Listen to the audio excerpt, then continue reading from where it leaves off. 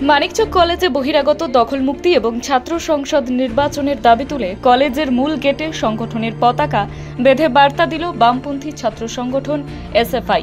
শুক্রবার এসএফআই এর রাজ্য সম্পাদক দেবাঞ্জন দের নেতৃত্বে জেলা এবং ব্লকের নেতারা কলেজে উপস্থিত হয়ে এই কর্মসূচি পালন করেন।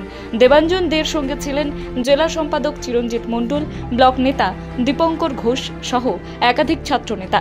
কলেজের অধ্যক্ষের সঙ্গে দেখা করার চেষ্টা করলেও অধ্যক্ষ অনুপস্থিত থাকায় তা সম্ভব হয়নি।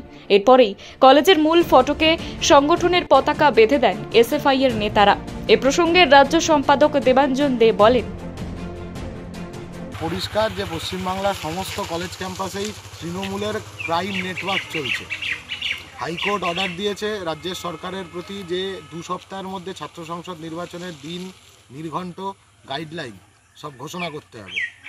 8 বছর ধরে ইলেকশন বন্ধ রেখে দিয়েছে তৃণমূল, যাতে এই ক্রাইম নেটওয়ার্কগুলো চলতে পারে।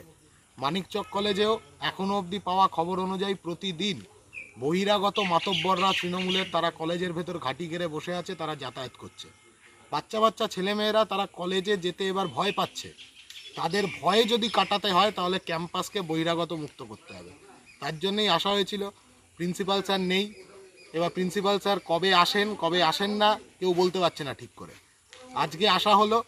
গেটে একটা কলেজের গেটে, কলেজ ক্যাম্পাস মানে হচ্ছে গণতান্ত্রিক পরিসরকে বাড়ানোর জায়গা।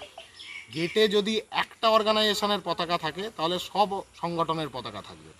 এমন একটা সংগঠনের পতাকাই গেটে লাগানো ছিল এর আগে, যে সংগঠনটা গত 8 বছর ধরে ক্যাম্পাসে অবৈধ ইউনিয়ন চালিয়ে ছেলে মেয়েদের থেকে প্রতি সেমিস্টার 200 টাকা করে ইউনিয়ন ফি নিয়েছে।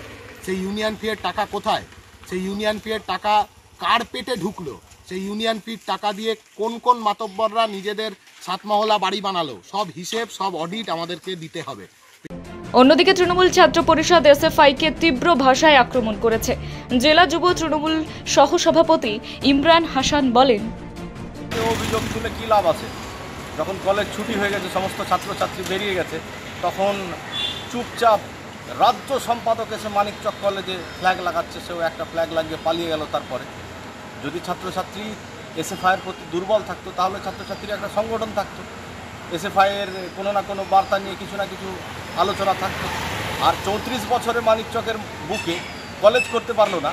যখন মুখ্যমন্ত্রী মমতা বন্দ্যোপাধ্যায় এবং আমাদের মানিকচকের বিধায়িকা সম্মানীয় সাবিত্রী মিত্র মহাশয়া ওনার ঐকান্তিক প্রচেষ্টায় মানিকচক কলেজ হয়েছে, তখন এসে এই রুটি শেখার একটা প্রচেষ্টা, যেহেতু এটা হাইকোর্ট একটা অর্ডার দিয়েছে যে সমস্ত নির্বাচন প্রক্রিয়া হবে, সে হোক, কোনো ব্যাপার না। কিন্তু এইভাবে চুরি করে এসে চুপচাপ ফ্ল্যাগ লাগিয়ে চলে যাওয়া, কোনো ছাত্রছাত্রী নেই তাদের সংগঠনের পক্ষে। আমার তো অবাক লাগছে যে পশ্চিমবঙ্গ রাজ্য সম্পাদক ছাত্রের এসে ফ্ল্যাগ লাগাচ্ছে নিজের হাতে। মানে এত দুর্দিন রয়েছে। দুর্দিন তো রয়েছে বটে, শূন্যে পৌঁছে গেছে, এবং এই আশা রাখছে যে এখান থেকে যদি কিছু হয়ে ওঠে। মালদা থেকে পরিতোষ সরকারের প্রতিবেদন, নিউজ টুডে।